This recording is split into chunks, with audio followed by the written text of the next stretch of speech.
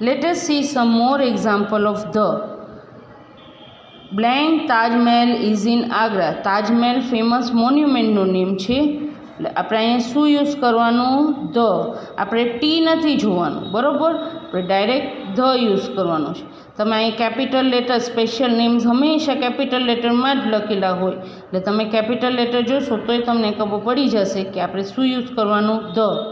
Blank Mount Everest is the highest mountain. માઉન્ટેનનું name શું છે? Mount Everest. So it is a special thing, એટલે આપણે શું યુઝ કરવાનું? The. Blank earth goes round blank sun. તો અર્થ છે એ ગોડ મેડ થિંગ છે, single god made thing. So we have to use the. અને sun છે a single god made thing છે, there also we have to use the. Then this is blank rabbit. Blank rabbit has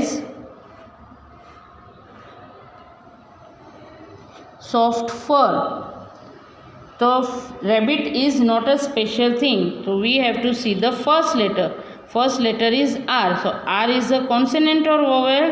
Consonant. Barabar? So we have to use A. Now blank rabbit. So this rabbit we have already written over here.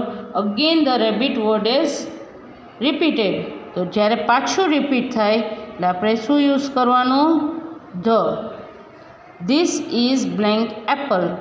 Blank apple is very sweet. Apple. તો Apple famous વસ્તુ છે? No. So we have to only see the first letter.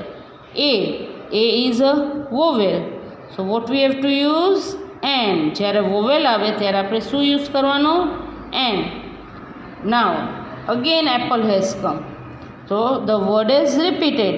So when again apple is come, we have to use the. એટલે જ્યારે repeat થાય ત્યારે આપણે the use કરવાનું. Thank you.